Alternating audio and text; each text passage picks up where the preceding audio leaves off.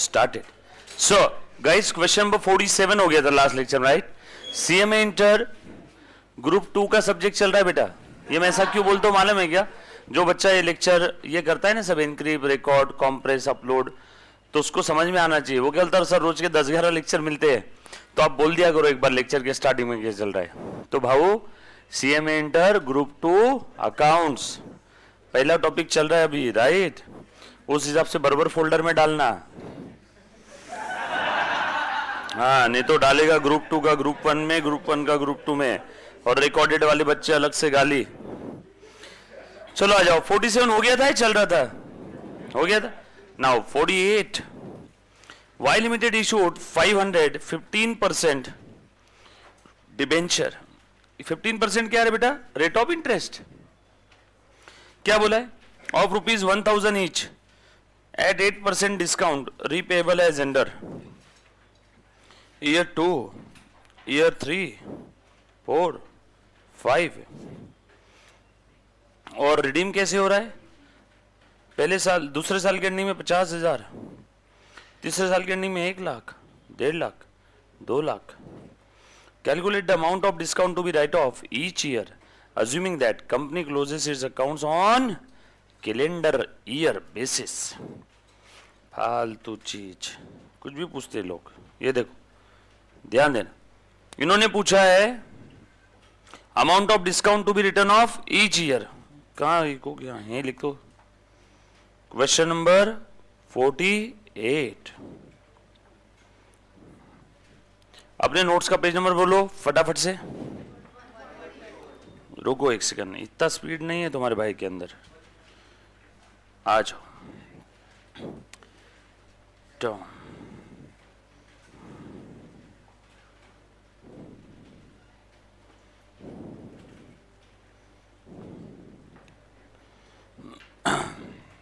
हाँ ले बेटा.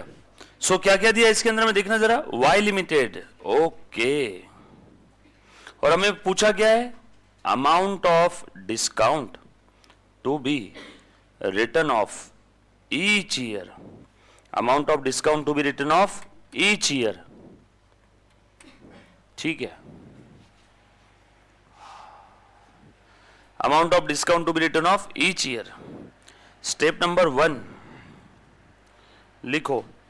calculation of amount of discount और loss कैसे निकलेगा? A rep amount received except premium at the time of issue of debenture minus total amount payable at the time of redemption, total amount payable at the time of redemption. आ जाओ. कितना पैसा मिला है बेटा एक बार चेक करना. कितने डिबेंचर्स थे? 500 15% debenture issue at 8% discount. 500 debentures थे, 8% डिस्काउंट था. 1000 में से 8% माइनस कर रहे मुन्ना, 920 रुपए. So amount received except premium at the time of issue कितना आया?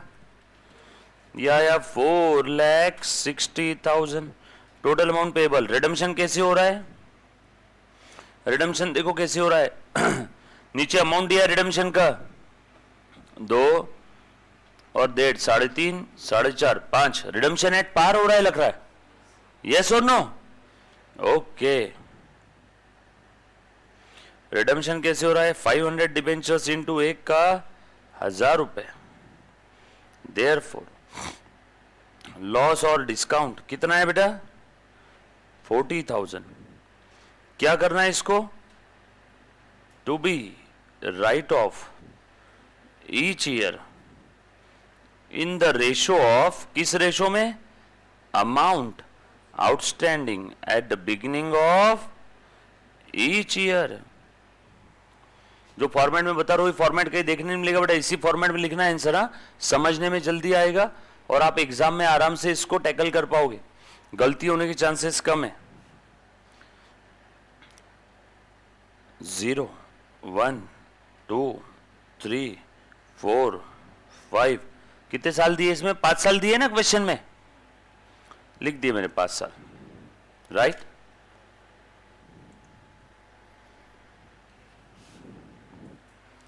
आ जाओ,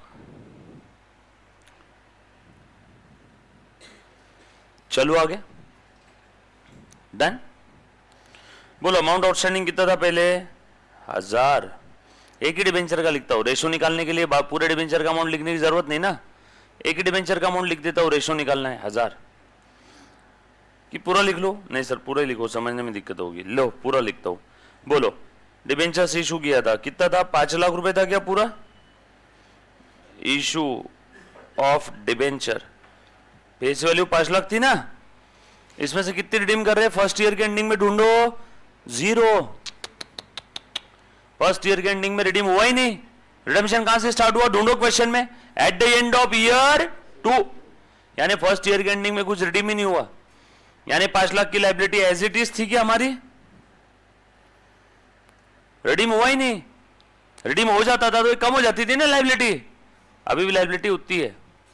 सो फर्स्ट ईयर के एंडिंग में रिडीम हुआ ही नहीं, तो बोलो सेकंड ईयर के स्टार्टिंग में अमाउंट आउटस्टैंडिंग कितना है? पूरा 5 लाख। सेकंड ईयर के एंडिंग में रिडीम हुआ है, ओ वाओ, कितना रिडीम हुआ? 50,000। माइनस कर दो क्या? सो बोलो बता बेटा आउटस्टैंडिंग कितना है? 5 लाख देना बाकी था, उसमें से 50,000 रिडीम कर दिया, तो बचा कितना? 450। सही है, लॉजिकल है। और बताओ क्वेश्चन में आगे पढ़ो, थर्ड ईयर में कितना रिडीम हुआ? माइनस में लिखू क्या? रिडीम हो गया मतलब डिबेंचर होल्डर्स को उनका पैसा वापस कर दिया, बरोबर ना? बोलो बचा कितना? 4.5 में से और एक चले गए, 3.5 लाख। फोर्थ ईयर एंडिंग में कितना रिडीम हुआ? भाई साहब 150 रिडीम कर दिया, बोलो बचा कितना? 2 लाख। लास्ट ईयर में कितना रिडीम हुआ? 2 लाख, बोलो बचा कितना? 0। डैन डैन, देयरफॉर ये अमाउंट आउटस्टैंडिंग आ गया ना, अमाउंट आउटस्टैंडिंग 5 लाख, 5 लाख, 4.5 लाख, 3.5 लाख, 2 लाख, 0। सो यही रेशो हो जाएगा क्या हमारा? 5। अमाउंट आउटस्टैंडिंग इन लैक्स लिख दिया मैंने, is to 5, is to 4.5, is to 3.5, is to 2। Last में तो 0 है, छोड़ दो। हर साल के बिगिनिंग में जितना अमाउंट आउटस्टैंडिंग है उस रेशो में हम लोगों को उस लॉस को राइट ऑफ करना है। बताओ लॉस कितना है यहाँ पे? 40,000। सो इस 40,000 को मुझे इस रेशो में राइट ऑफ करना है। तो बताओ amount to be write off each year, बता बेटा कितना अमाउंट आएगा यहाँ पे? इन सब की टोटल बता दो। रेशो की 5 और 5 10 और 4 14, 3 17 18 और 2 20, बरोबर है। टोटल राइट ऑफ कितना करना था? 40,000 है ना, 40,000। सो 40,000 को इस रेशो में बांट दो। 40,000 डिवाइडेड बाय 20 इंटू 5। फिर से 40,000 डिवाइडेड बाय 20 इंटू 5। फिर से 40,000 divided by 20 into 4.5।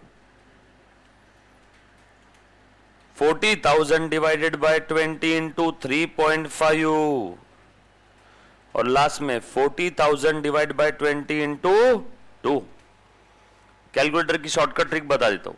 40,000 divided by 20 करो कैलकुलेटर पे। 40,000 डिवाइड बाय 20 इंटू 5। स्क्रीन पे एसी का बटन मत दबाना। अभी कितना आया? 10,000 आया क्या? अगला रेशो क्या था? 5 था ना, स्ट्रेट वे 5 और इक्वल टू दबाओ। फिर से कितना आया? 10,000। स्ट्रेट वे 4.5 और इक्वल टू दबाओ, कितना आया? 9,000। स्ट्रेट वे 3.5 और इक्वल टू दबाओ, 7,000। स्ट्रेट वे 2 और इक्वल टू दबाओ, 4,000। क्या बोलते हो? क्योंकि इतना वाला जो पोर्शन है वो कैलकुलेटर अपने अंदर कॉमन में समा लेता है।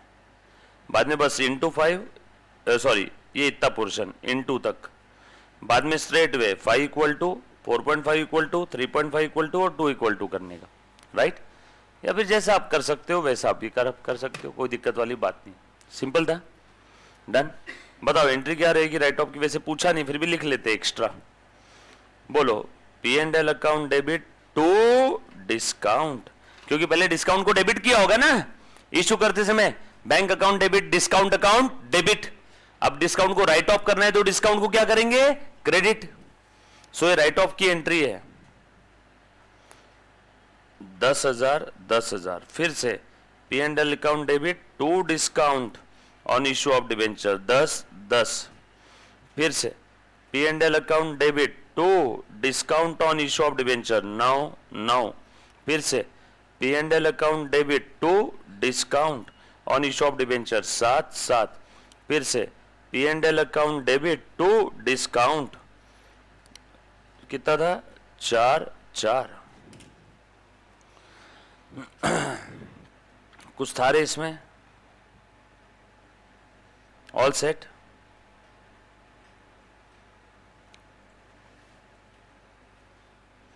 चलो आगे। पक्का? इसमें किसी बच्चे को कोई डाउट है तो एक बार पूछो। इजी पीजी एकदम। पक्का।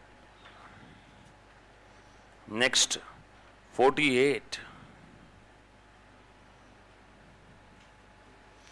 हाँ ये कौन सा था रे हमारा? 48। नेक्स्ट 49।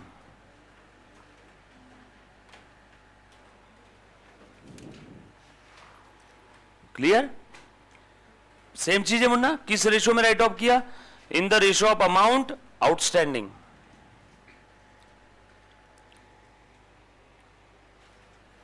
आ जाओ 49 पढ़ रहा हूं।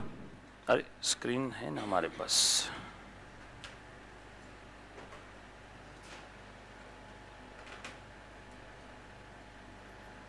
हमें बस इतना ही पूछा था, amount of discount right off each year. हमने एंट्री भी उसकी लिख दी। ठीक है, एंट्री क्या आएगी? P&L to discount. Discount issue करते समय डेबिट किया था, राइट ऑफ करेंगे उसको क्रेडिट करना है, और राइट ऑफ करना है नर्क में डालना है तो P&L debit. Next, on 1/1/2015 E Limited issued 510% debenture of ₹100 each at a discount of 10%, redeemable at a premium of 10%. Show the loss on issue of debenture account if such debentures are redeemable after 4 years. और एक और case है, and show the loss on issue of debentures if such debentures redeemable by equal annual drawings of 4 years. 2 bar solve करना है पूरे question को, पूरा का पूरा रिडम्पशन इकट्ठा एक साथ एट अ स्ट्रेच। 4 साल के बाद रिडीम हो रहे तो क्या? फिर से सॉल्व करेंगे। पूरा का पूरा डिबेंचर्स जो रिडीम हो रहा है वो हर साल इक्वली रिडीम हो रहा है, यानी 1/4 4 साल में इक्वल एनुअल इंस्टॉलमेंट में रिडीम हो रहा है ना, है ना। 400 रुपए 4 साल में रिडीम करना है तो हर साल 100। और अगर इन्होंने पहले वाले केस में क्या बोला है कि पूरा का पूरा कब रिडीम हो रहा है? After 4 year. तो 2 बार सॉल्व करते हैं। आ जाओ क्वेश्चन नंबर 47 सेम किया था ऐसी। ओके आ जाओ। इसमें डिस्काउंट, कल वाले केस में सिर्फ डिस्काउंट था ना, आज डिस्काउंट और प्रीमियम दोनों भी है। चलो मैं आपको बता देता हूं कैसे करना है, फिर आप घर पे भी ट्राई कर सकते हो, बट देख लो और साथ साथ लिख लो। एंट्री बता दो तो इसकी इशू की क्या रहेगी। तो bank account will be debited, journal entry eight the time of issue of debenture. बोलो फटाफट से, एनीबॉडी। ये एक्स्ट्रा इसलिए पूछता हूं, काफी बार काफी बच्चे ने मॉड्यूल देखते रहते तो एक्स्ट्रा पूछा तो वो बच्चा मॉड्यूल में भी उसका आंसर नहीं मिलेगा। तो जो बच्चा बराबर ईमानदार से ध्यान दे रहा है वो एक्स्ट्रा का जवाब देता है। मुझे इसकी एंट्री चाहिए। क्या बोला यहाँ पे? डिबेंचर्स कैसे इशू किए? 500 debentures issued at 10% discount and redeemable eight A premium of 10%। 500 into 100 का 50,000 है क्या? So bank account 500 into ₹90। 90 क्यों? 10% डिस्काउंट पे इशू किया था ना। पहले इशू वाला किससे लिख दो? आई आई आई, और उसके बाद आर आर। याद आया क्या? सो कितना आ जाएगा यहाँ पे? 45,000। Discount on issue of debentures account debit 500 into 10, 5000। एक लाइन का स्पेस देके लिखेंगे, डिबेंचर्स का नाम था 10% डिबेंचर्स। इसमें तो फेस वैल्यू जाएगा ना हर बार, बताओ कितना आ जाएगा, 50,000। ओ वाह, इशू वाला किस्सा खत्म। फिर क्वेश्चन में बोला है कि रिडम्पशन कैसे होने वाला है मालूम है, एट 10% प्रीमियम। यानी रिडम्पशन यानी देखो बेटा, डिबेंचर होल्डर्स को उनका पैसा वापस करना, इस प्रोसेस को बोलते हैं रिडम्पशन। और वापस हम लोग एक्स्ट्रा कर रहे हैं, नुकसान है ना हमारा, वापस एक्स्ट्रा कर रहे हैं। और रिडम्पशन कैसा है, 10% प्रीमियम। और वो रिडम्पशन वाला भी प्रीमियम किस पे निकालना है, फेस वैल्यू पे। फेस वैल्यू कितनी है, 100 के ऊपर 10% प्रीमियम, मैंने कितना एक्स्ट्रा देना है, 10 रुपए। 500 डिबेंचर पे 10 रुपए कितना हो गया, 5,000। आ जाओ, लॉस है क्या हमारा, loss on issue of debentures account debit 5,000। और ये देना पड़ेगा फ्यूचर में, सो टू प्रीमियम पेएबल। और प्रीमियम पेएबल ऑन रिडम्पशन, जो लिखना है लिख लो। इसका नेचर क्या है, रिप्रेजेंटेटिव पर्सनल अकाउंट। खेल खत्म। Narration, 500 debentures were issued at discount and redeemable at premium. Question में जो सेंटेंस दिया है सेम। फिर से 500 debentures issued at discount, redeemable at premium. लिखा सभी ने, प्लीज लिखो, 500 debentures issued at discount and redeemable at premium, right.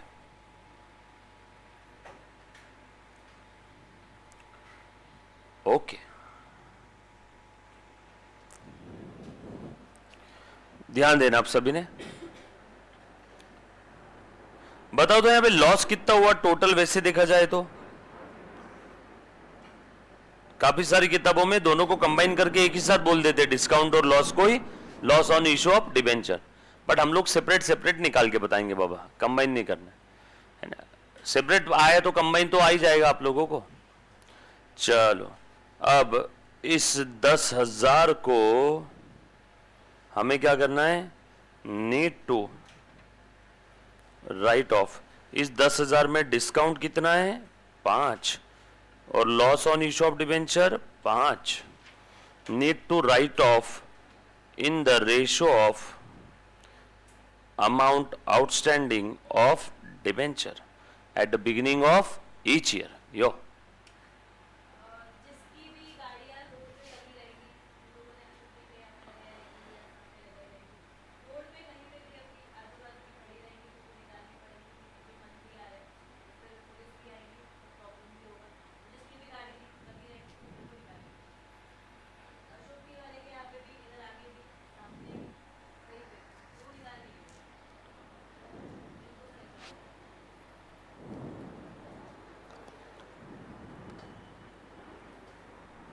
जिस किसी भी गाड़ी रोड पे लगी होगी, ऑनलाइन वाले बच्चे तुम्हारी गाड़ी जाए वही रहने दो, मैं फेस टू फेस वाले बच्चों की बात कर रहा हूँ।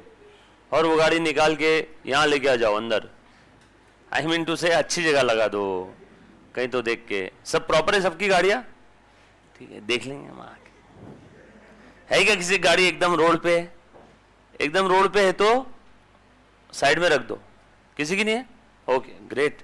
कितने होशियार बच्चे, मतलब आपने हर चीज स्ट्रैटेजिकली प्लान करके लगाई है गाड़ी, है ना। तो आप ऐसा बोलो कि हमारी स्ट्रैटेजी थी, हमने पहले ही पता कर लिया था मंत्री आने वाला था, ऐसा बोलने में क्या जा रहा है। चलो आ जाओ।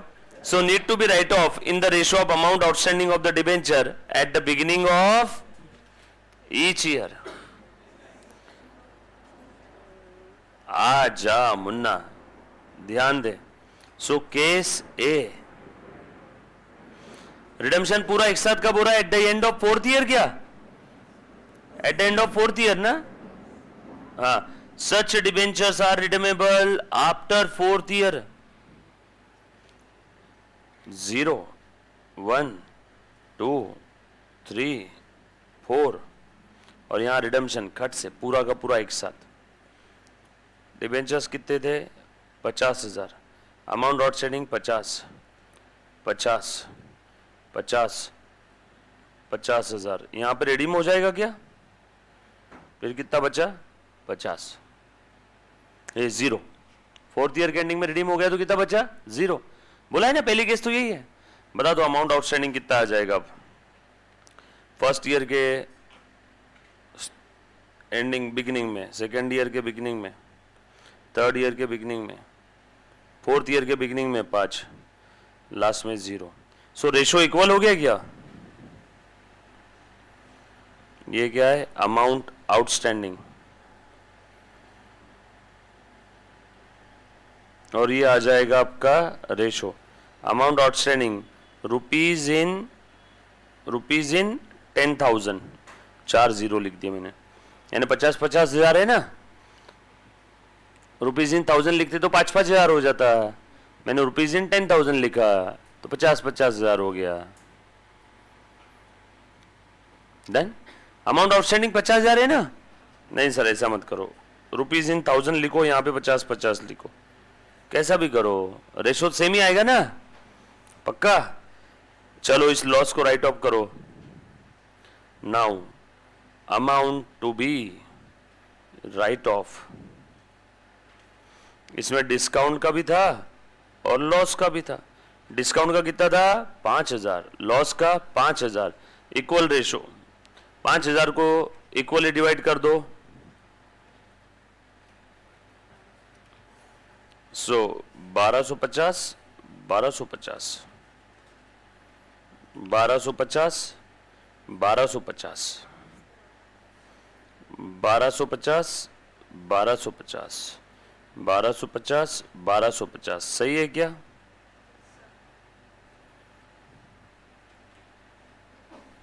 चेक कर लो, टोटल 10,000 राइट ऑफ हो गया पूरा, ये तो पूछा था। नेक्स्ट, इसी में अब इन्होंने बोला इसको हर साल 4 एनुअल इंस्टॉलमेंट में रिडीम कर रहे, equal annual instalment each year.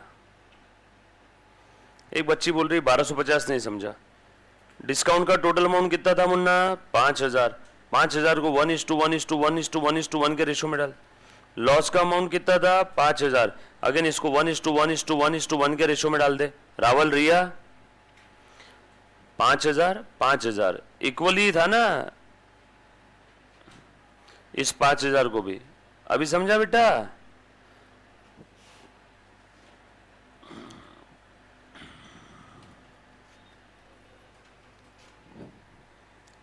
Hello, हाँ समझा सर, ओके ग्रेट। एंट्री क्या रहेगी? P&L to discount, P&L to loss. Entry कैसी रहेगी यहाँ पे? P&L अकाउंट डेबिट पूरा 2500, to discount 1250, to loss on issue of debenture 1250। हर साल सेम एंट्री क्या? बरोबर। वैसे एंट्री पूछा नहीं है, हमें अमाउंट ही पूछा था, लिख लो। चलो आगे।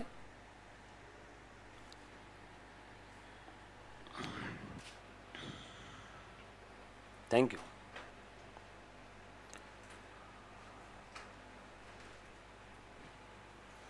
बड़े आगे पक्का। अब इन्होंने क्या बोला देखना जरा। हर साल 3 का रिडीम हो रहा है 4 इक्वल एनुअल इंस्टॉलमेंट में। अब आप लिखेंगे केस बी नीचे,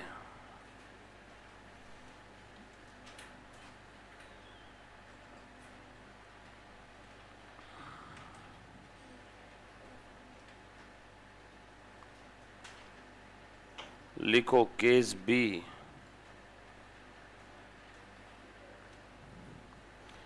ये देखो केस बी, बस इतनी डायग्राम बनानी है नीचे वाली जो स्क्रीन पे दिख रही है दंडी, ठीक है। केस बी बोलो 4 इक्वल एनुअल इंस्टॉलमेंट में 50,000 के 4 टुकड़े करो। हर साल इक्वली रिडीम हो रहा है ना, यानी हर साल 12,500 रिडीम हो रहा है। सो 50,000 फर्स्ट ईयर के एंडिंग में कितना रिडीम हुआ? 12,500। बोलो बचा कितना? 37,500। फिर कितना रिडीम हुआ? 12,500। बोलो बचा कितना बेटा? बोलो बोलो 25,000। फिर रिडीम हुआ 12,500। बोलो बचा कितना? 12,500। फिर रिडीम हुआ 12,500। बोलो बचा कितना? 0।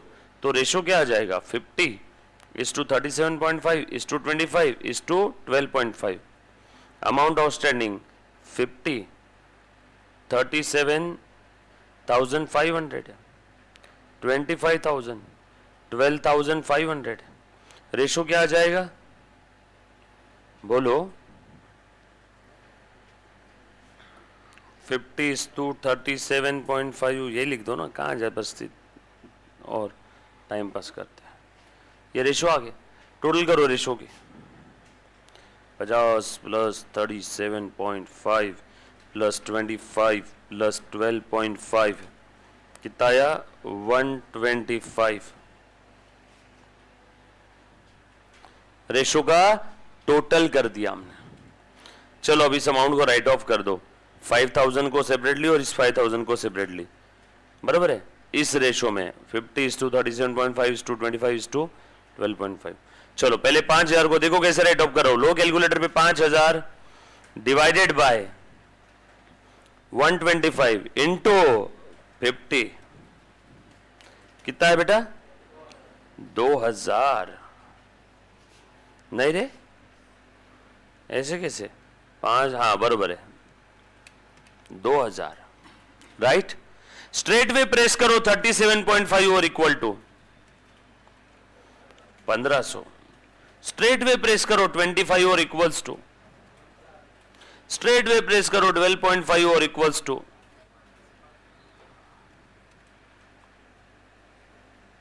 सेम। ये भी 5000 का सेम ही आ जाएगा।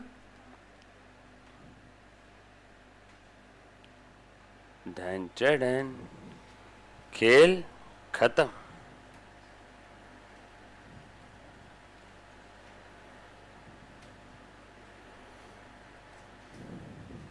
तो बोलो पहले साल का एंट्री क्या रहेगा?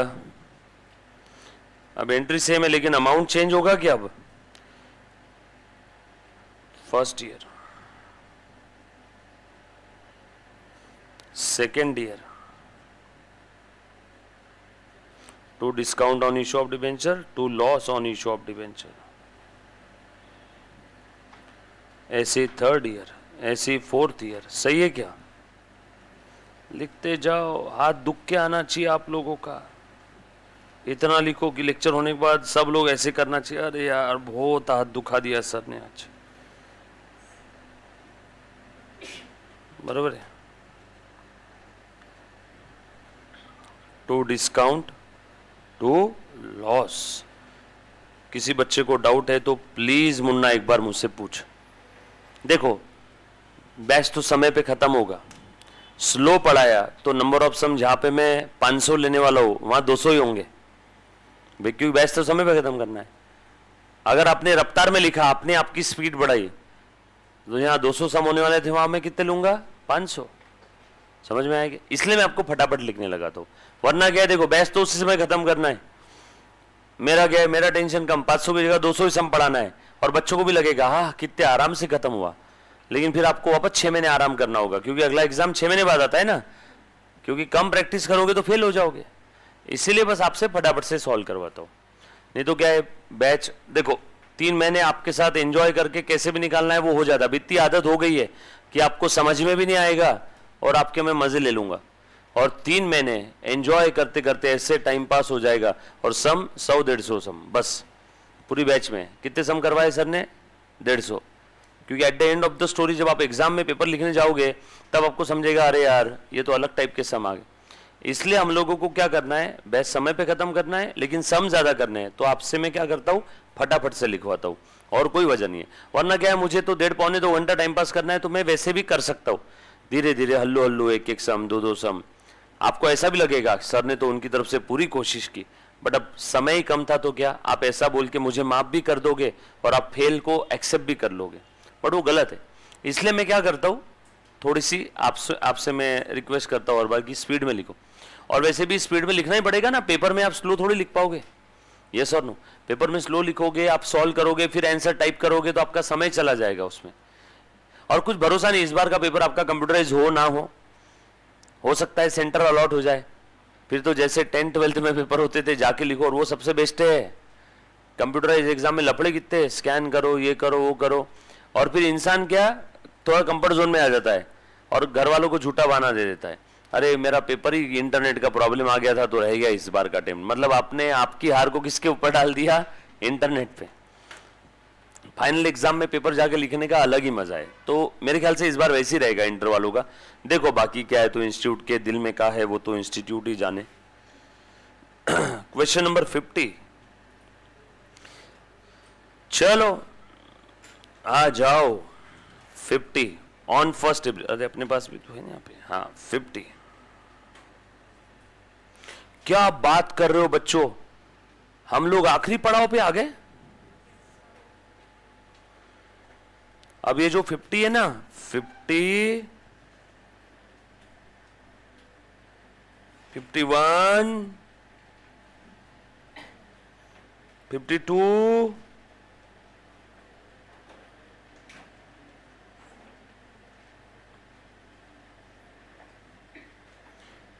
सब इंपॉर्टेंट क्वेश्चन है, very very very very important, बरोबर है।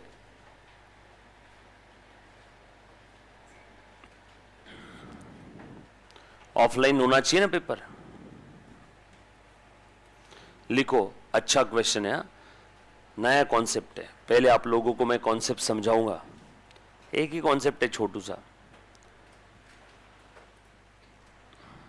डन? तैयार है सब लोग? आ जाओ, लिखो।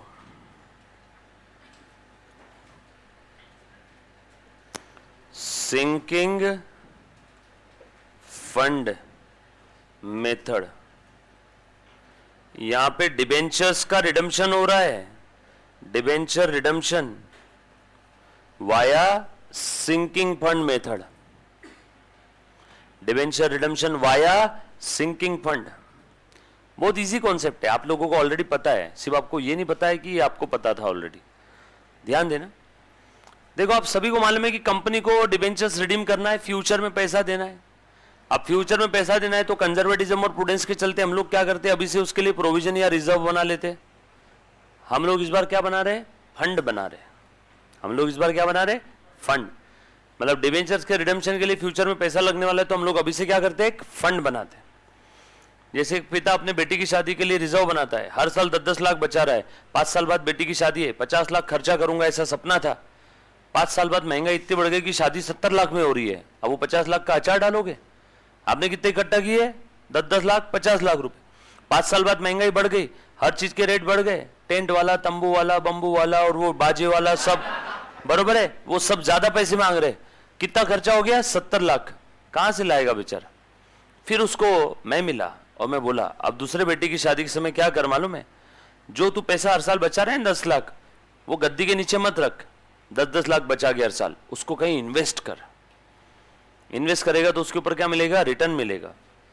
तो 5 साल बाद तेरे 50 के कितने हो जाएंगे? 70। और 5 साल बाद बेटी की शादी धूमधाम से कर लेना, और जो इन्फ्लेशन है वो इन्फ्लेशन तेरे रिटर्न से कवर हो जाएगा। यस और नो?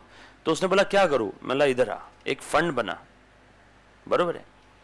तो फंड बनाया, उसके अंदर में कितना डाल रहा है हर साल वो पैसा? 10 लाख रुपए खुद की जेब से डालेगा ना। तो देखो पहले साल उसने कितना डाला उस फंड के लिए। जैसे असेट को रिप्लेस करने के लिए भी ये मेथड यूज होती है, सिर्फ डिप्रिसिएशन के रिडम्पशन के लिए नहीं, असेट के लिए भी यूज होती है। आपने डिप्रिसिएशन टॉपिक पढ़ा है इन सभी ने? बचपन में कहीं तो पढ़ा होगा। आपने क्या देखा था उसमें? देखो तो जरा, आपने उसमें ये देखा था एक मशीनरी आपने खरीदा, मशीन टू बैंक, आपको समझाने के लिए 1 लाख रुपए का मशीन है, इसकी लाइफ है आपको समझाने के लिए 1, 2, 3 साल का ही एग्जाम्पल लेता हूं, जल्दी हो जाएगा ना, बट कॉन्सेप्ट सारे कवर हो जाएंगे। 3 साल की इसकी लाइफ है, 3 साल बाद इस मशीन को क्या करना है? रिप्लेस करना है। तो आप हर साल डिप्रिसिएशन चार्ज करते हो, राइट? मालूम है ना सभी को? ध्यान देना, हर साल आप क्या कर रहे हो? डिप्रिसिएशन चार्ज कर रहे हो। मान लो आपको समझाने के लिए हर साल डिप्रिसिएशन चार्ज किया 30,000, हर साल डिप्रिसिएशन कितना आ रहा है? 30,000। तो आपके पास कितने पैसे इकट्ठा हो गए 3 साल में? एक्स्ट्रा की कैश 90,000। सर कैसे इकट्ठा हुई? अरे डिप्रिसिएशन एक्सपेंस है लेकिन नॉन कैश है ना, डिप्रिसिएशन के लिए किसी को पैसा देना है क्या? बताओ, एक साल खत्म हो गया, आकाश सर ने सिस्टम लेके आया था, अब आकाश सर जा रहे हैं, कोई घेतेगा रे डिप्रिसिएशन, कोई ले रहा इस ये जो असेट है इसका जो डिप्रिसिएशन नाम का खर्चा है, खर्चा किसी को देना है क्या? It is just an adjustment, just because of accounting standard number 10, property plant and equipment. अब इस मशीन का 1 लाख रुपए का प्राइस है, इसका 1 साल का डिप्रिसिएशन 20,000 है, साल खत्म हो गया, बोलो 20,000 किसको देने हैं? किसी को नहीं। सर उसका इफेक्ट क्या होता है? पहला इफेक्ट, असेट की वैल्यू कम हो गई, because depreciation is the reduction in book value of the asset may be because of its use, wear and tear, passage of time, innovation and technology, right? Asset का value कम हो गया, पहला effect, balance sheet के asset से कम हो गया।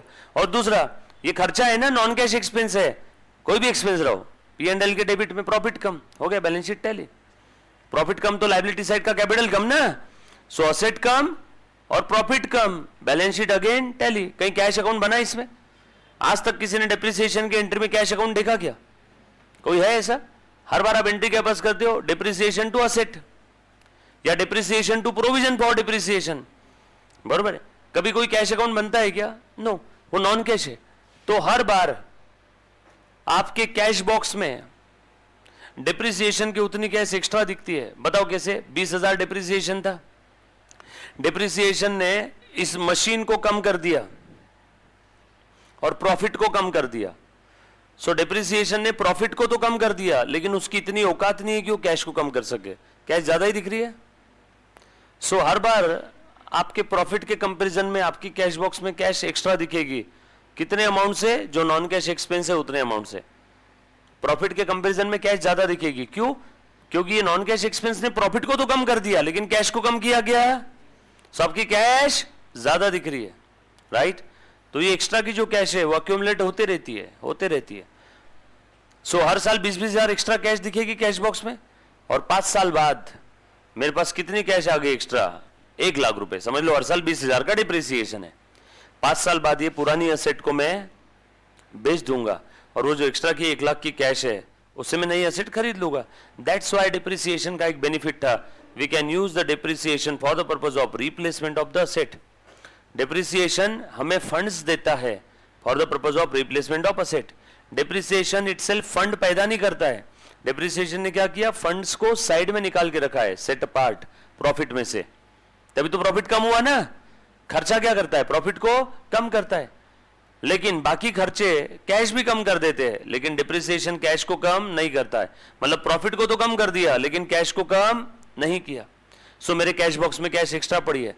ऐसी हर साल एक्स्ट्रा कैश करते करते eight the end of useful life of the asset अच्छी खासी एक्स्ट्रा कैश है, और ये सारी कैश लेके जाएंगे, दे देंगे और नई असेट लेके आ जाएंगे, फिर से डिप्रिसिएशन का कहानी शुरू। दैट्स व्हाई ऐसा बोला जाता है depreciation help to set apart funds for the replacement of its asset. लेकिन तकलीफ हो गई अब इसमें, मैं हर साल 20,000 इकट्ठा किया, 1 लाख इकट्ठा किया, 5 साल बाद वो असेट हो गई 1.5 लाख की। जो 5 साल पहले 1 लाख की खरीदी थी, 5 साल बाद वो असेट को रिप्लेस करने के लिए यूजफुल लाइफ खत्म, नई असेट लाने गया तो दुकानदार बोल रहा भैया 1,50 की है, और मेरे पास कितनी कैश है?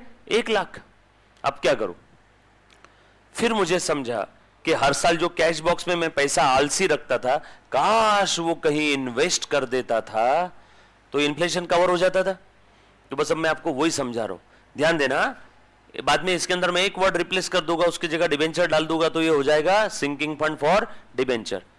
सर डायरेक्ट डिबेंचर लिखो ना। नहीं बेटा, डिप्रिसिएशन आपका देखा पढ़ा सुना समझा हुआ है, तो आपको वो दोस्ती आ रही है उसके साथ, तो वो जल्दी समझ में आएगी आपको वर्डिंग। जैसे मशीन वाला एग्जांपल जल्दी समझा ना। अभी ध्यान देना, मशीन खरीदा 1 लाख का, बोलो फर्स्ट ईयर के एंडिंग में डिप्रिसिएशन चार्ज करेंगे। आपको समझाने के लिए 30,000 लेता हूं यहां पे डिप्रिसिएशन, ठीक है? कितना लेता हूं आपको समझाने के लिए? 30। बोलो मैं यहां पे लिख रहा हूं डिप्रिसिएशन अकाउंट डेबिट 30,000 तो अब ये पैसा मैं क्या कर रहा हूं देखना, मैं इस पैसे से एक सेपरेट फंड खड़ा कर रहा हूं, उसका नाम क्या है? Sinking fund. 30,000 depreciation charge and amount transfer to fund. बोलो डिप्रिसिएशन कहां जाएगा? P&L के डेबिट में, और वो फंड में कितना पैसा आ गया? 30,000। वो fund is like a piggy bank. हमने हमारी बिजनेस से पैसा साइड में निकाल के हमारी बिजनेस में दूसरे डब्बे में रख दिया। एक डब्बे से पैसा नहीं, बिजनेस के बाहर गया क्या पैसा? नो, बिजनेस के बाहर गया रहता तो यहाँ पे क्या आता है? To cash. बिजनेस के बाहर नहीं गया, मैंने साइड में निकाल के रख लिया और क्या नाम से एक फंड बना लिया? Sinking fund. और अब ये पैसा आलसी पड़ा रखने से अच्छा, अब मेरे पास में 30,000 एक्स्ट्रा कैश है ना कैश बॉक्स में, मेरे पास 30,000 एक्स्ट्रा कैश है, उस कैश को मैं कहीं ना कहीं इन्वेस्ट कर दूंगा, कोई तो इन्वेस्टमेंट खरीद लूंगा। कौन सी इन्वेस्टमेंट? कोई भी गवर्नमेंट स्कीम, कोई गवर्नमेंट सिक्योरिटी जिसमें रिस्क जीरो है, कुछ ना कुछ रिटर्न मिलेगा और रिस्क नियर अबाउट जीरो है। ऐसी इन्वेस्टमेंट को हम लोग यहाँ पे कॉमन नेम यूज करते हैं, सिंकिंग फंड इन्वेस्टमेंट। तो मैंने क्या खरीदा? इन्वेस्टमेंट। क्या नाम है उसका? Sinking fund investment, account debit. और ये इन्वेस्टमेंट के लिए मुझे क्या देना पड़ेगा? कैश। मेरे पास तो कैश एक्स्ट्रा थी ना, कैश बॉक्स में थी कि नहीं कैश एक्स्ट्रा? वो एक्स्ट्रा कैश मैंने दे दिया, बरोबर है क्या? So sinking fund investment purchased out of the extra cash, बरोबर है। डिप्रिसिएशन ये नॉन कैश एक्सपेंस है, उसकी वजह से प्रॉफिट तो कम हो गया लेकिन कैश कम नहीं हुई, तो मेरी जो कैश बॉक्स में एक्स्ट्रा कैश दिख रही थी एज कंपेयर टू प्रॉफिट, वो एक्स्ट्रा की कैश से मैंने इन्वेस्टमेंट खरीद लिया। किसी को कोई तकलीफ है? सिंपल है, पक्का, डन। अब साल के आखिरी में ये डिप्रिसिएशन ट्रांसफर कर दो P&L में, P&L account debit to depreciation. कितना है बेटा? 30। फर्स्ट ईयर का हिसाब किताब बताओ तो। बैलेंस शीट के असेट साइड में सिंकिंग फंड इन्वेस्टमेंट दिख रही है 30 की, और लायबिलिटी में सिंकिंग फंड दिख रहा है 30 का। देखो, फंड का क्रेडिट बैलेंस और इन्वेस्टमेंट का डेबिट बैलेंस, बरोबर है क्या? जितना कि मेरे पास में इन्वेस्टमेंट है उतने का ही फंड का बैलेंस दिखना चाहिए, बरोबर है ना? जो मैंने फंड बनाया था, सर इन्वेस्टमेंट खरीदी तो फंड कम करो ना। अरे दुकानदार वाले को फंड देंगे क्या? उसको तो पैसा देना पड़ेगा ना, इसलिए मैं कैश कम कर रहा हूं, बरोबर। So at the end of the story, please ध्यान देना, at the end of the each year जितना आपके फंड में बैलेंस है, पिता ने बेटी की शादी का फंड बनाया 10 लाख का, 10 लाख रुपए का एक फंड बनाया। अब ये 10 लाख रुपए से हमने क्या कर लिया? इन्वेस्टमेंट खरीद लिया। तो फंड में कितना दिख रहा है? 10 लाख, इन्वेस्टमेंट 10 लाख की, ये असेट ये लायबिलिटी, सेट ऑफ, बरोबर। ऐसा हर साल चलते रहेगा। लेकिन वेट, दूसरे साल में क्या हुआ देखो, अगेन डिप्रिसिएशन, ये फर्स्ट ईयर था, सेकेंड ईयर डिप्रिसिएशन चार्ज करूं क्या? फिर से डिप्रिसिएशन टू सिंकिंग फंड, फिर से पैसा साइड में निकाला, फिर से मैं इन्वेस्टमेंट खरीदने वाला था कि मुझे ध्यान में आया, रुको, पिछले साल हमने जो इन्वेस्टमेंट किया था उसके ऊपर मुझे क्या मिलेगा? रिटर्न। आपको समझाने के लिए, रिटर्न कितना है? 10%। पिछले साल इन्वेस्टमेंट खरीदा था ना, इन्वेस्टमेंट के ऊपर रिटर्न मिलेगा कि नहीं? आपको समझाने के लिए 10%। तो पैसा आया, बैंक अकाउंट डेबिट 3000। ये इन्वेस्टमेंट कौन सी थी? 10% वाली थी, समझो। सो कितना आया? 3000। कॉमन सेंस ना, कि इन्वेस्टमेंट के ऊपर रिटर्न नहीं चाहिए, आपको चाहिए ना, सो रिटर्न लो। Bank account debit to interest on sinking fund investment, interest ये इनकम है ना, इनकम को क्रेडिट करो, सो बैंक टू इंटरेस्ट। अब बताओ मेरे कैश बॉक्स में कितना एक्स्ट्रा कैश दिख रहा है? 30,000 वो डिप्रिसिएशन वाला, और ये 3,000 इंटरेस्ट। अब कितना एक्स्ट्रा दिख रहा है? 33। अब इस बार मैं इन्वेस्टमेंट कितने की खरीदूंगा? 33,000 की। भाई साहब, बरोबर है क्या? सर वो जो फंड के ऊपर, जो इन्वेस्टमेंट के ऊपर जो इंटरेस्ट मिला, उससे भी आपने नया खरीद लिया? हाँ भैया, वो तो बेटी की शादी के लिए फंड बनाया, वो पैसा कहीं इन्वेस्ट किया, तो उससे जो रिटर्न आएगा वो भी बेटी की शादी के फंड में डालेंगे ना हम लोग, यस और नो? चलो अब बताओ मुझे, ये जो इंटरेस्ट मिला है, ये डिप्रिसिएशन कहां जाएगा? P&L में। और ये जो इंटरेस्ट मिला है 3,000 रुपए का, ये इंटरेस्ट कहां जाएगा? उस फंड में। बेटी की शादी के लिए फंड बनाया, तो उस फंड से जो भी इनकम हो रहा है वो इनकम उसी फंड में जाएगी, उसको आपने नजर नहीं डालना है उसके ऊपर, वो बेटी की शादी का है। यहां पे भी वो जो फंड है वो फंड में जाएगा, इंटरेस्ट इनकम। नहीं तो कुछ बच्चे क्या करते हैं, इस इंटरेस्ट इनकम को P&L में डालते हैं। नो, P&L में मत डालो, ये इनकम कहां से हुआ? उस इन सिंकिंग फंड इन्वेस्टमेंट से। सिंकिंग फंड इन्वेस्टमेंट का जो भी फायदा नुकसान है वो रिस्पेक्टिव फंड में जाएगा। सो बताओ कितना था बेटा? 3000 का था क्या? इंटरेस्ट पहले क्रेडिट किया, अब इंटरेस्ट को क्या करूंगा? डेबिट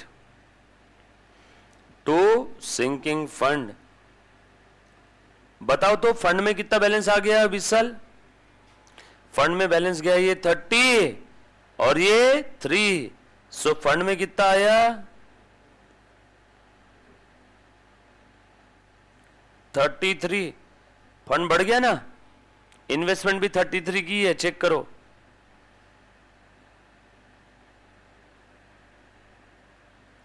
इन्वेस्टमेंट का डेबिट बैलेंस, फंड का क्रेडिट बैलेंस, अगेन टैली। जितना फंड में रहेगा उतना ही इन्वेस्टमेंट में रहेगा, चेक कर लो।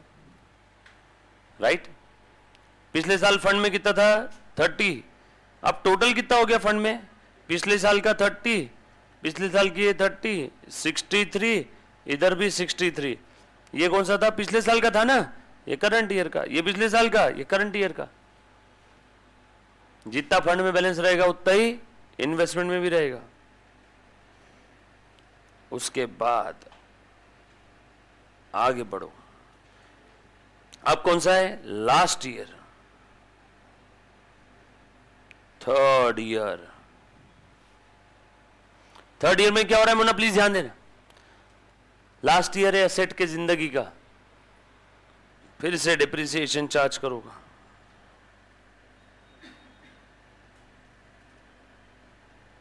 टू सिंकिंग फंड, फिर से इंटरेस्ट मिलेगा। बताओ इंटरेस्ट कितना मिलेगा? बोलो। हाँ, अरे बोलते क्यों नहीं? 3000। वेरी गुड, एक ही बच्चा ध्यान दे रहा है क्लास में। पहली इन्वेस्टमेंट के ऊपर इंटरेस्ट मिलेगा 3000, दूसरी इन्वेस्टमेंट में मिलेगा 3300। तो टोटल क्यों? रिटर्न जो एक ही बार मिलता है जीवन में कि हर साल मिलते रहेगा? बैंक में एफडी बनाए तो एक साल ही इंटरेस्ट मिलता है, हर साल मिलता है? हर साल मिलेगा ना। तो पहली वाली इन्वेस्टमेंट के ऊपर 3000 और दूसरी वाली जो इन्वेस्टमेंट की थी इसके ऊपर 10% 3300। सो कितना हुआ? 3000 plus 3300, 6300 to interest on sinking fund investment. Depreciation transfer करेंगे P&L में, और ये इंटरेस्ट ट्रांसफर करेंगे सिंकिंग फंड में। इंटरेस्ट को पहले क्रेडिट किया था, अब क्या करूंगा? डेबिट ट्रांसफर कर दूंगा फंड में। फंड का बैलेंस बढ़ रहा है, ओ वाह, अच्छी बात है। अभी एसेट के जिंदगी का लास्ट ईयर है, बेटी की शादी आ चुकी है। अभी भी फंड में पैसा डालेंगे कि अब बेटी की शादी कराएंगे? अब शादी कराना पड़ेगा ना। एसेट की जिंदगी का आखिरी साल है, अब इन्वेस्टमेंट मत खरीदते बैठना, नहीं तो पता चला एसेट रिप्लेस करने के लिए फंड बना रहे हो, एसेट रिप्लेस करने का टाइम आ गया तब भी अब एसेट को तू चूल्हे में जा, मैं तो मेरा फंड में पैसा डालते बैठूंगा। नो, अब एसेट रिप्लेस करने का समय आ गया ना। लास्ट ईयर में कोई इन्वेस्टमेंट खरीदना नहीं है, अब कोई इन्वेस्टमेंट मत खरीदना। आज तक जितनी भी इन्वेस्टमेंट खरीदी थी सब बेच दो। अब भैया जिस पर्पस के लिए हम लोग कर रहे थे वो पर्पस आ गया ना। एसेट की जिंदगी का आखिरी साल है, जितनी भी इन्वेस्टमेंट खरीदी थी सब बेच दो। चलो मैं इन्वेस्टमेंट बेच रहा हूं सारी, आपको समझाने के लिए। सारी इन्वेस्टमेंट मैंने बेच दिया 80,000 में। बैंक अकाउंट डेबिट कितना आया? 80। इन्वेस्टमेंट कितने की थी मेरे पास? देखो तो जरा आज तक। पहली वाली थी 30 की, दूसरी थी 33 की। सो इन्वेस्टमेंट कितने की थी? 63 की। कितने में बेचा? 80 में। फायदा हो गया ना। ये फायदा कहाँ जाएगा? फंड में। पहले बताया था सिंकिंग फंड इन्वेस्टमेंट से रिलेटेड सारा फायदा नुकसान रिस्पेक्टिव फंड में जाएगा। फायदा हो गया तो फंड का बैलेंस बढ़ गया, नुकसान होता तो फंड का बैलेंस कम हो जाता। फंड का क्रेडिट बैलेंस बढ़ता है तो क्रेडिट करो, राइट। मेरे पास पैसा आ गया क्या? कितना पैसा आया? ये 80,000। और कितना आया? ये 6,300, 86,300। यस और नो? और इस बार जो डिप्रिसिएशन का कैश साइड में निकाला, जो कहीं इन्वेस्ट नहीं किया, वो भी तो पड़ा ही है मेरे पास। तो 86 अपना 80 और 6 300, 86 300 और ये 30 भी तो पड़ा है ना, आ गया क्या 1 लाख के ऊपर अच्छा खासा, बरोबर है। अब इससे क्या करो, नई एसेट खरीद लो, इन्फ्लेशन तो इससे ज्यादा तो बढ़ेगा नहीं ना, यस और नो। अब देखो मैं नई एसेट खरीद रहा हूं, लास्ट ईयर ही चल रहा है अभी भी,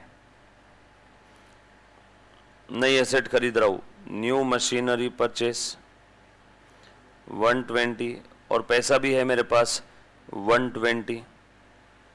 अब पुरानी एसेट जब आपकी हो गई है ना, पुरानी एसेट आपकी हो गई है तो वो फंड का कोई काम है क्या?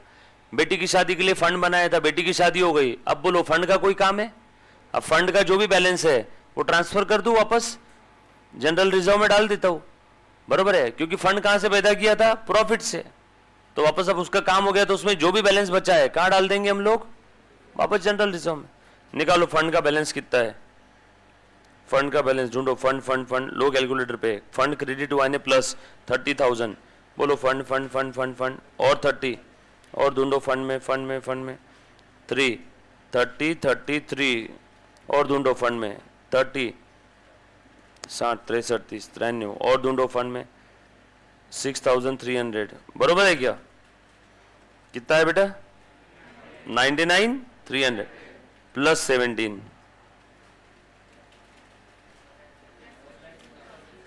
1 लाख,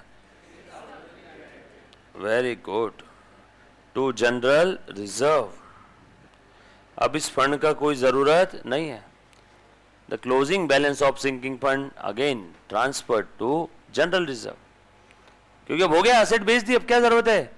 सब नई एसेट तो आ गई, नई एसेट के लिए नया फंड बनाएंगे, बोल बेटा, बरोबर, क्लियर है? फंड का जो भी बैलेंस था मैंने ट्रांसफर कर दिया, सारा खेल खत्म हो गया, नई एसेट की वापस कहानी शुरू हो जाएगी, फिर से फंड बनाएंगे। कुछ थोड़ा बहुत समझ में आ रहा है हम लोग क्या कर रहे हैं यहाँ पे? अब यहाँ पे हम लोगों को ये मालूम था फ्यूचर में एसेट रिप्लेस करने को पैसा लगेगा।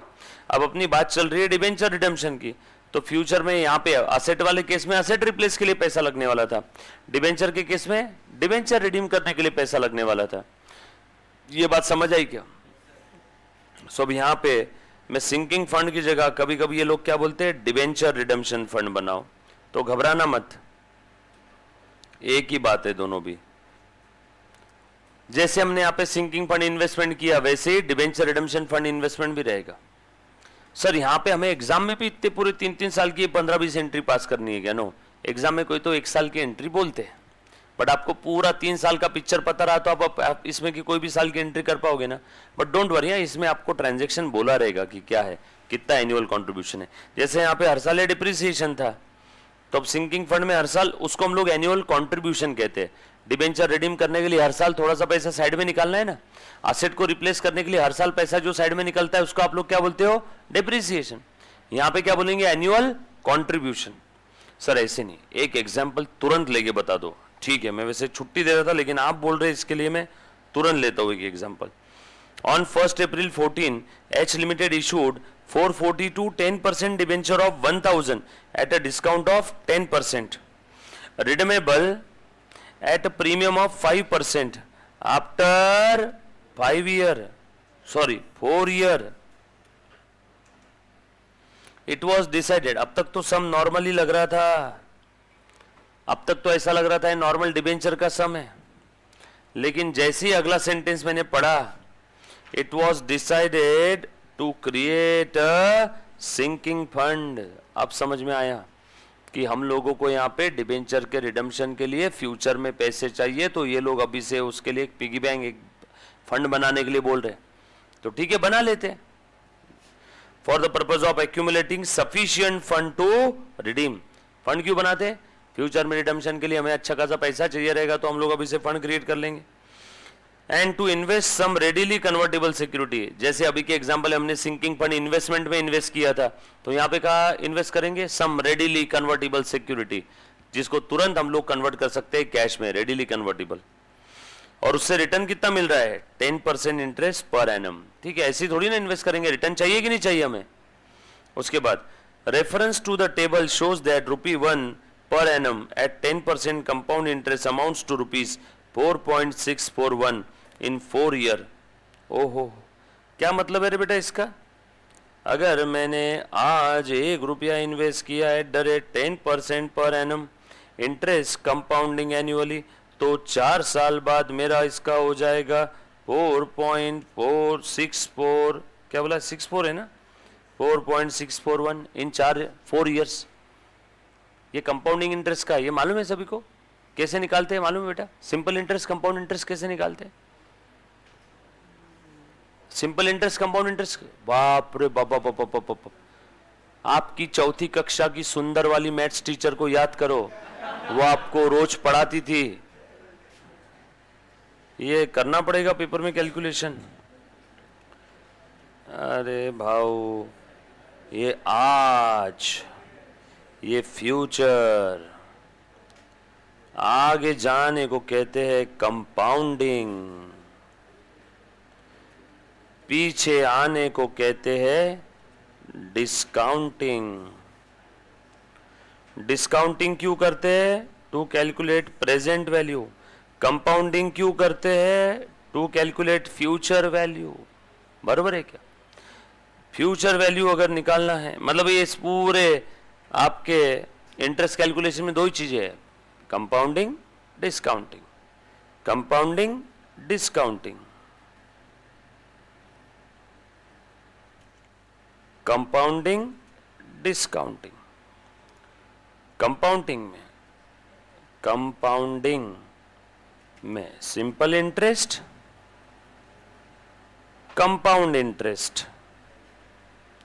सिंपल इंटरेस्ट है तो इंटरेस्ट कैसे निकलेगा?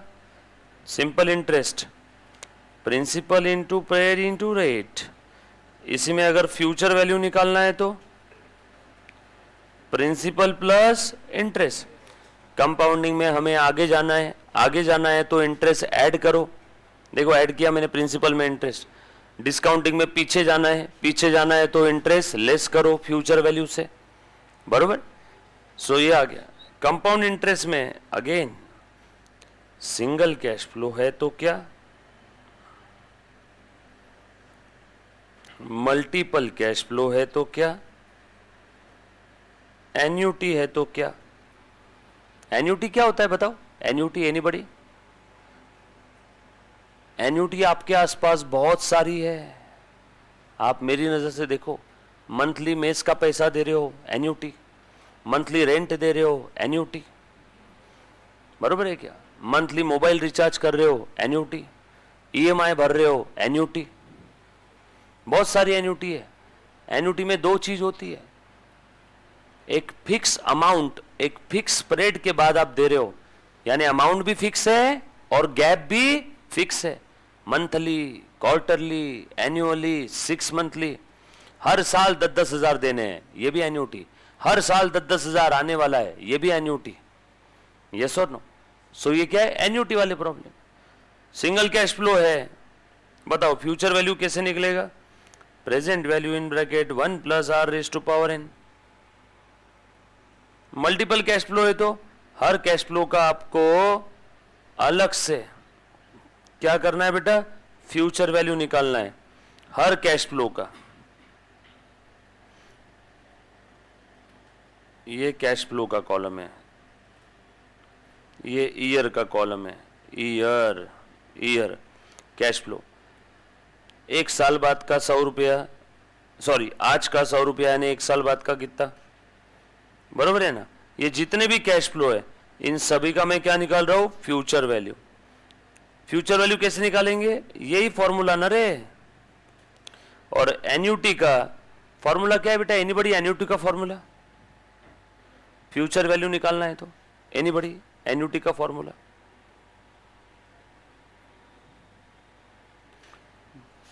बच्चों आप लोगों ने 8वीं में पढ़ा है ना?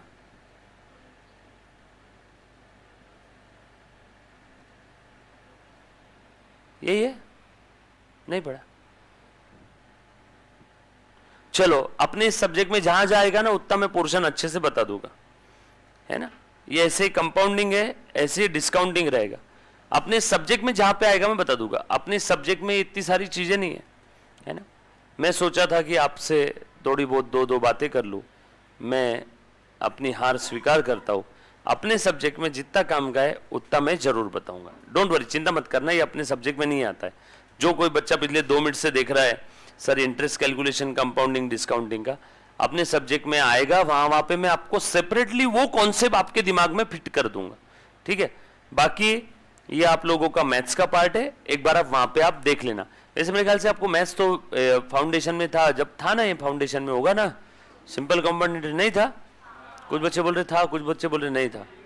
मेरे ख्याल से हम लोग इस डिस्कशन को यहाँ थोड़ा सा रोकते हैं, कहीं के कहीं चला जाएगा। आ जाओ। सो मुन्ना मुन्ना ध्यान देना, डोंट वरी, चिंता मत करो। सर वो कंपाउंडिंग डिस्काउंटिंग का बता देना, बता दूंगा मैं, है ना। सर एक्स्ट्रा नॉलेज दे देना, दे दूंगा एक्स्ट्रा नॉलेज, अभी नहीं पर अभी तो ध्यान दे दो, दे दूंगा।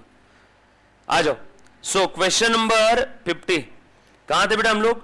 सो रेफरेंस टेबल के हिसाब से 1 रुपी पर एनम अगर मैं, प्लीज ध्यान देना, इन्वेस्ट करूं एट 10% कंपाउंड इंटरेस्ट, बराबर है, तो मुझे 4 साल में कितना मिलेगा? 4.641।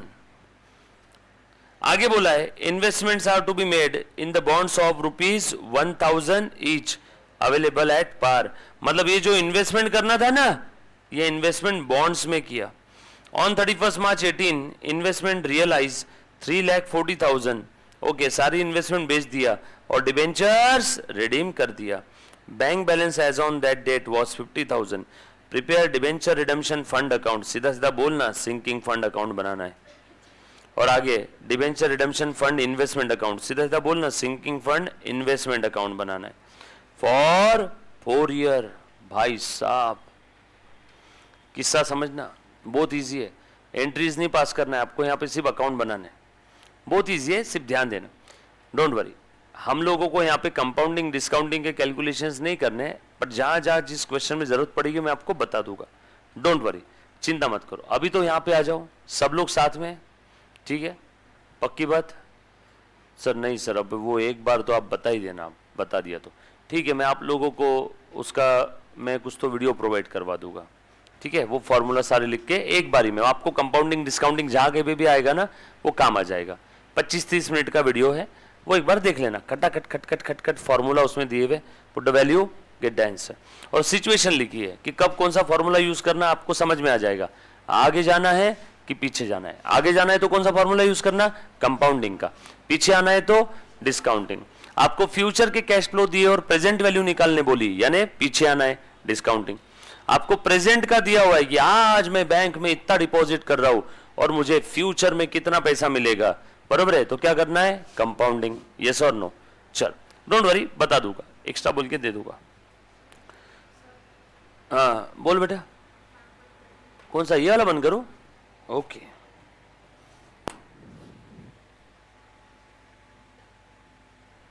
चलो आ जाओ। सो हम लोगों को यहाँ पे 2 चीज बनाने के लिए बोली, आ जा मुन्ना। सो क्वेश्चन नंबर था बट एन्यूटी नहीं था पोर्शन में, ठीक है, कोई दिक्कत नहीं।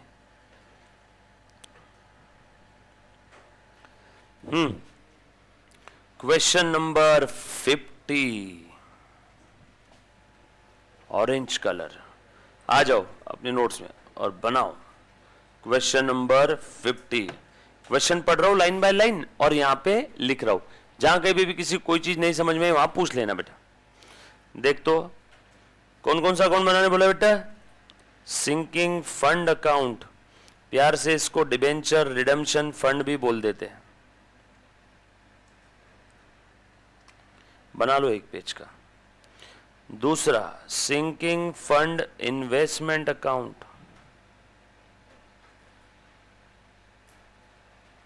प्यार से debenture redemption fund investment account भी बोल सकते हैं।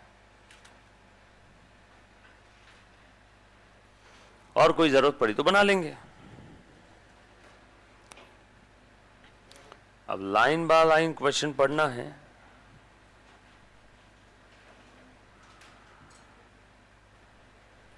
और हम लोगों को अकाउंट बनाना है।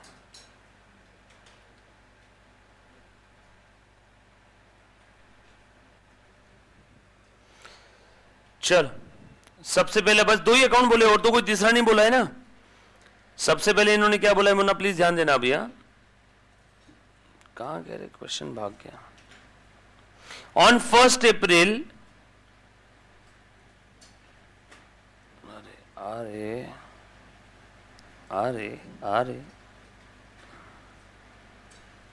हाँ, on 1st April 2014, H Limited issued 442 10% debenture at a discount of 10%, redeemable at a premium of 5% after 4 year.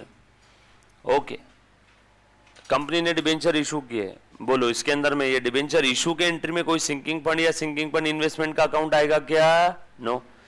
Debenture issue के एंट्री में क्या आता है? Bank account debit, discount account debit, to debentures, to premium, जो भी होगा उसमें कहीं पे सिंकिंग फंड आया, सिंकिंग फंड इन्वेस्टमेंट आया, तो बोलो ये जो इंफॉर्मेशन पहला वाला वाक्य, पहला जो सेंटेंस दिया है उसका इन दोनों अकाउंट पे कोई इंपैक्ट आएगा? छोड़ दो, हमें तो ये दो अकाउंट बनाने बोला है ना। अगला सेंटेंस पढ़ रहा हूं।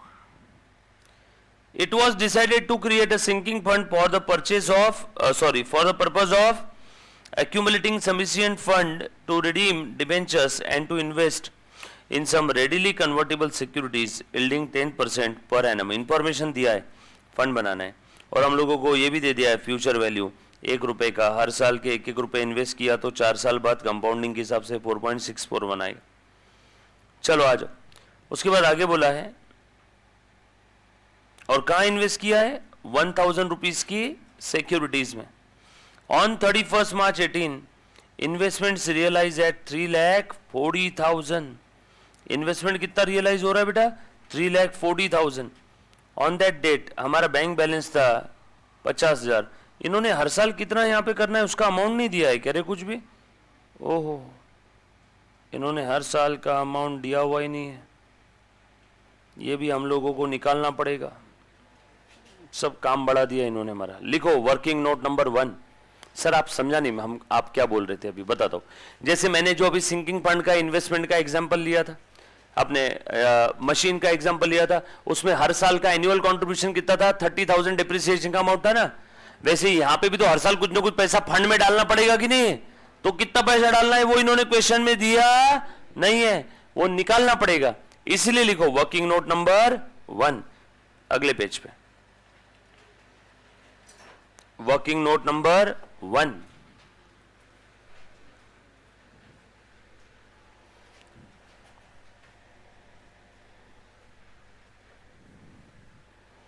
लिखो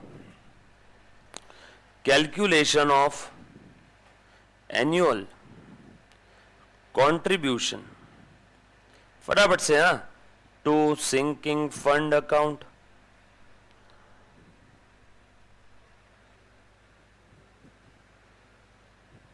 बरोबर।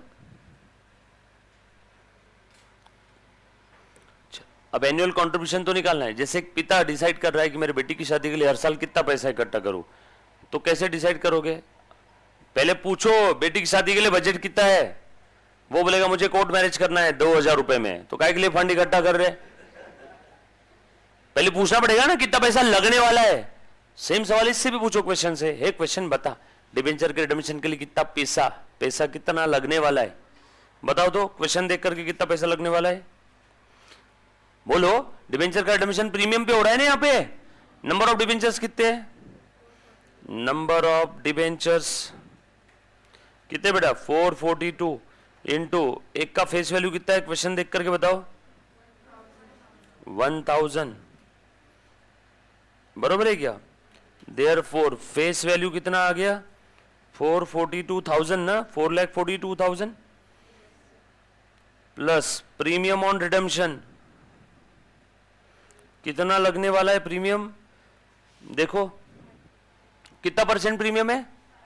5%। ओके, 4,42,000 गुणेला 5%, या 22,100।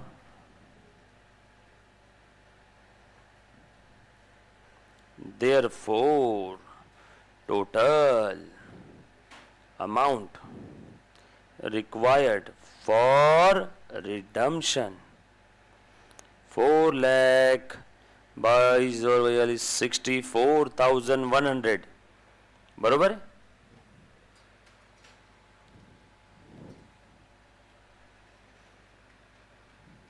राइट 464,100 सही बोला। मुझे 4 साल बाद इतना पैसा चाहिए। कितने साल बाद? 4 साल। 4 साल ही है ना? कितने साल है? 4 साल बाद इतना पैसा चाहिए, क्योंकि 4 साल बाद रिडीम कर रहे हैं। तो बताओ हर साल कितना मैं एक फंड में डालूं?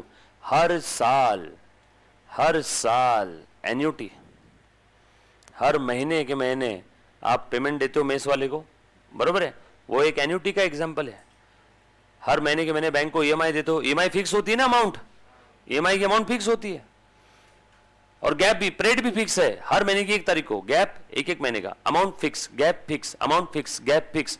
अगर ये 2 कंडीशन फुलफिल हो गई तो हम लोग उस पेमेंट को, चाहे इनफ्लो चाहे आउटफ्लो, चाहे इनफ्लो चाहे आउटफ्लो, तो उस पेमेंट को या उस रिसीट को हम लोग बोलते हैं एन्युटी।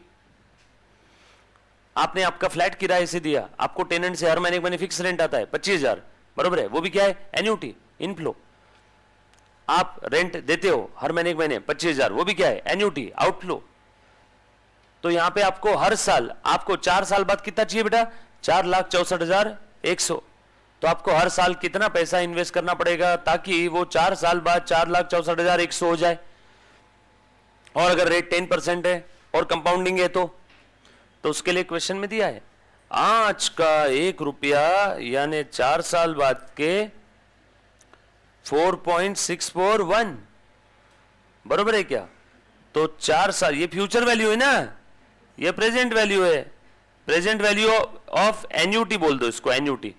यानी आपको हर साल 1-1 रुपया, 1-1 रुपया, 1-1 रुपया एक अकाउंट में डालना है 4 साल तक। तो 4 साल बाद उसके 1 रुपए का कितना हो जाएगा? उस 1-1 रुपए का कितना हो जाएगा? 4.641, बरोबर है क्या? तो 4 साल बाद आपको 4,64,100 चाहिए, तो हर साल कितना साइड में निकालना है? सो 1 ये इतना, तो इतने के लिए कितना? बोलो बेटा। Therefore annual contribution towards sinking fund, बोलो कितना आ जाएगा? ले मुन्ना 4,64,100 अगर ये 4.641 है, बोलो बेटा मुन्ना बोल। यानी हर साल 1 लाख रुपए आप इन्वेस्ट करोगे क्या उस सिक्योरिटी में जिसका रिटर्न 10% का है? हर साल अगर आपने 1 लाख रुपए इन्वेस्ट किया, पहले साल आपने 1 लाख इन्वेस्ट किया, दूसरे साल फिर से 1 लाख, तीसरे साल 1 लाख, और चौथे साल के एंडिंग में 1 लाख डाले, बरोबर है? तो आपका बरोबर 4 साल के एंडिंग में उस 1-1 लाख के कितने हो जाएंगे? 4,64,100। और वाह, उसी से हम लोग डिबेंचर रिडीम कर लेंगे। आपके पैसे कितने गए? 4 लाख। मिला कितना? 464,100।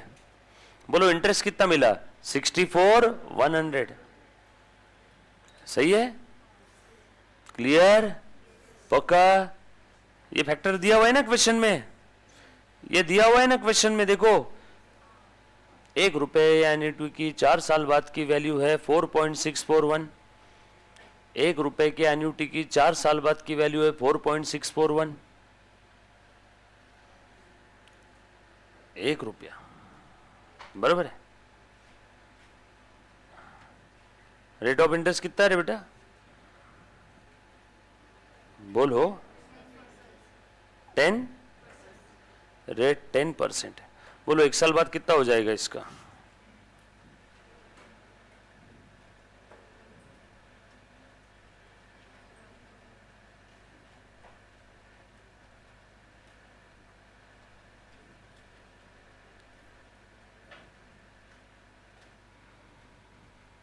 बोलो ना 1 पॉइंट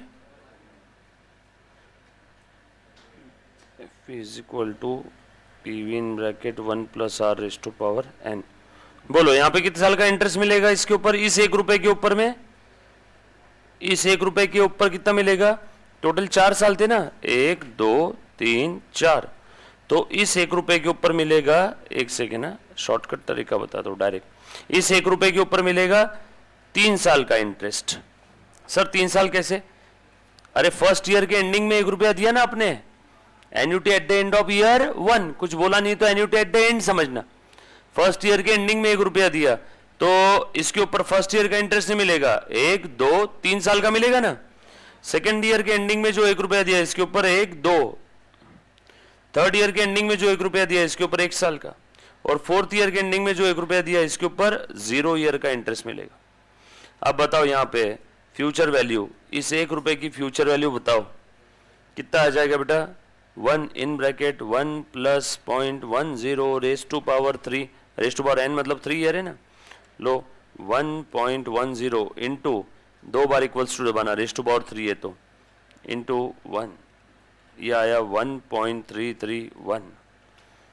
उसके बाद 1 सेम फॉर्मूला है ना अपना, in bracket 1.1 plus 0.10 raise to power 2, 1.1 into equal to 1.21। उसके बाद 1 in bracket 1 plus 0.10 raise to power 1 कितना आ जाएगा 1.10। उसके बाद यहाँ पे 1 in bracket 1 plus 0.10 raise to power 0, raise to power 0 है तो यहाँ कितना आ जाएगा 1, रेस टू पावर 0 है तो उसका नंबर आंसर 1 आता है। हाँ सो ये आ गया।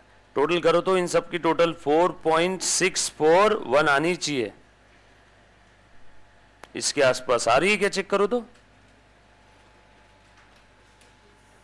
हाँ समझा क्या एन्युटी, अरे ऐसे ये इन्होंने इतना आपकी मेहनत बचा दी, आपने ये फैक्टर इन्होंने डायरेक्टली आपको क्वेश्चन में दे दिया। हर साल अगर आप एक ऐसे फंड में जिसका रेट ऑफ रिटर्न 10% है, उसमें हर साल आप 1-1 रुपया डालोगे तो 4 साल बाद आपको उस 1 रुपए का 4 बार जो 1-1 रुपया डाला उसका कितना मिल जाएगा 4.641। अब ये 1 रुपए का निकाला था हमने, और 1 रुपए की फ्यूचर वैल्यू कितनी हो गई 4.641, और हमें कितनी फ्यूचर वैल्यू चाहिए 4,64,100, तो इसकी आज की वैल्यू कितनी 1 लाख 1 लाख ना। इसको डायरेक्ट करना है तो डायरेक्ट भी कर सकते, एक शॉर्टकट ट्रिक बताओ क्या, इससे भी ज्यादा, और कैलकुलेटर पे अगर आपको एग्जाम में दिया नहीं, काफी बार इंस्टीट्यूट एग्जाम में फैक्टर देती नहीं है, तब क्या करोगे, अरे क्या करोगे, मैं जो बताऊंगा वो करना। तभी इतना बड़ा टेबल मत बनाना, ये टेबल समझने के लिए, इसका शॉर्टकट। अब क्या करें यार, मैथ्स का मेरा दूर दूर तक पाला नहीं है, मैथ्स बोला कि मेरे को बहुत डर लगता है। देखो मैं शॉर्टकट बताने की कोशिश करता हूं, आया तो ठीक रे बाबा, मेरे सब्जेक्ट का पार्ट नहीं, मैं ट्राई कर रहा हूं। क्या कर रहा हूं, ट्राई।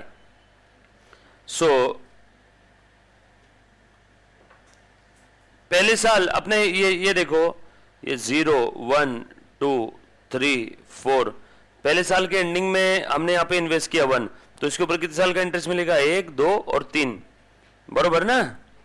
दूसरे साल के एंडिंग में जो इन्वेस्ट किया उसके ऊपर 2 साल का, तीसरे साल के एंडिंग में इन्वेस्ट किया 1 साल, चौथे साल के एंडिंग में इसके ऊपर 0 साल का, क्योंकि लास्ट ईयर में थोड़ी ना चौथे साल के एंडिंग में इन्वेस्ट किया और अभी पूछ रहे बोल कितना इंटरेस्ट हुआ 0, बरोबर है।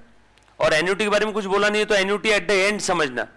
सर अगर ये पहले साल के स्टार्टिंग में 1 रुपया इन्वेस्ट किया रहता तो इसके ऊपर 4 साल का मिलता, फिर 3 2, और चौथे साल के स्टार्टिंग में इन्वेस्ट किया तो चौथे साल का भी मिलता ना पूरा। ये कब रहता है एन्युटी, अगर एट द बिगिनिंग है तो, लेकिन annuity eight the and assume करना अगर कुछ बोला नहीं है तो, बरोबर है। अब ध्यान दे दो।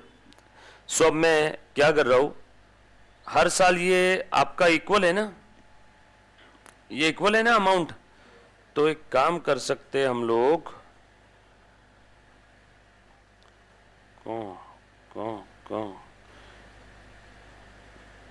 PV FV PV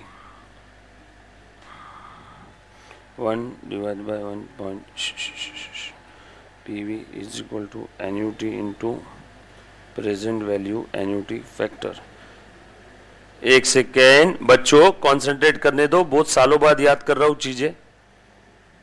N, R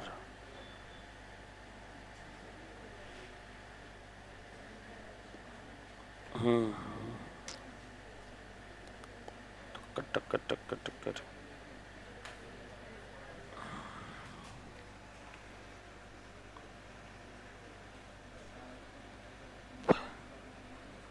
FV is equal to एक सेकेंड ना गाइस, जो भी बच्चे देख रहे हैं ना, 1 सेकेंड का समय देना मुझे सिर्फ।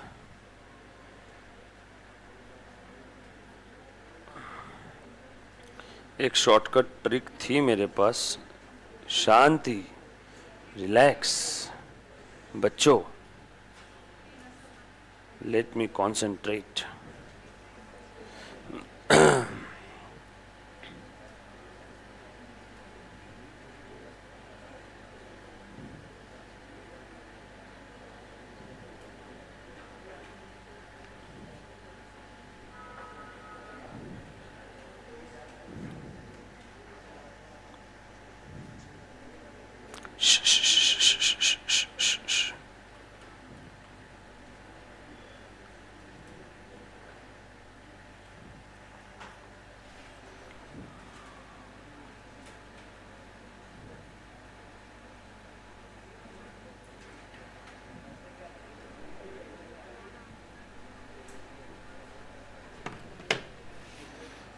लो बच्चों, एक शॉर्टकट वाला तरीका बता रहा हूं। एक मैंने थोड़ी देर पहले आपको फॉर्मूला बताया था ना लिख के,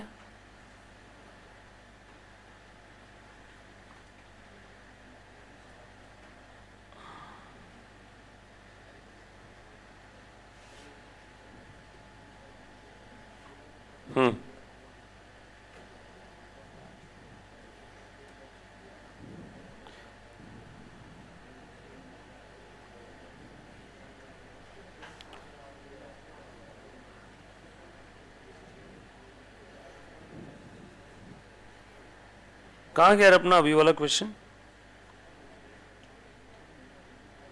कौन सा था अभी वाला अपना? 50,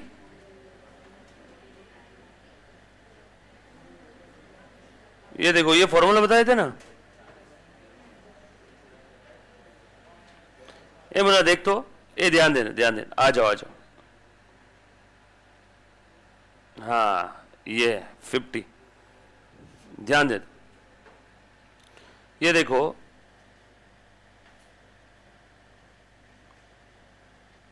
F V is equal to A in bracket 1 plus R raise to power N minus 1 upon are.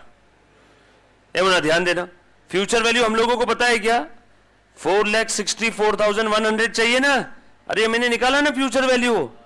मुझे कितना चाहिए फ्यूचर में? मुझे चाहिए 464,100। ये मुन्ना प्लीज ध्यान दे, ये क्वेश्चन में अगर फैक्टर नहीं दिया है ना तो कैसे निकालना, शॉर्टकट 10 सेकेंड का काम है, वो बता रहा हूं। अब यहां से जो बता रहा हूं ध्यान दो, क्वेश्चन में जो आपको 4.641 दिया है वो अगर नहीं दिया है तो ये इतना बड़ा टेबल बनाने की जरूरत नहीं है, डायरेक्ट आता। हमने आंसर कितना निकाला? 1 लाख निकाला ना, डायरेक्ट आता है आंसर, डायरेक्ट। ये लो, यहां से डायरेक्ट आएगा। ये फॉर्मूला है, future value is equal to A in bracket. ये फॉर्मूला लग गया तो यही वापरना, नहीं तो दिया रहेगा क्वेश्चन में, ऐसा समझ लगना चाहिए। सो एन्यूटी मुझे निकालना है ना, हर साल कितना साइड में निकालना है? इन ब्रैकेट 1 प्लस आर, क्या रेट? रेट 0.10 है ना, 10% है ना। 10% है तो 0.10 लिखू क्या? 10% है तो 0.1, 15% होता तो 0.15। परसेंटेज को डेसिमल, अच्छा 0.1 या 0.10 है, 0.100 एक ही बात है, हाँ मालूम है ना। सो नहीं तो बच्चा बोलेगा सर आपने 0.10 बोला और 0.1 लिख दिया। डेसिमल पॉइंट के बाद आखिरी में कितने भी जीरो लिखो कोई फर्क नहीं पड़ता। 20% होता तो 0.2, 5% होता तो 0.05 लिखता। परसेंटेज को डेसिमल में कन्वर्ट करना है तो उसको 100 से डिवाइड करो। सो 10/100 यानी 0.1 आ गया क्या? रेज टू पावर n, बोलो कितने साल बाद बोला है? 4 साल बाद दिया है ना क्वेश्चन में। -1 अपॉन r 0.10, देन 4,64,000।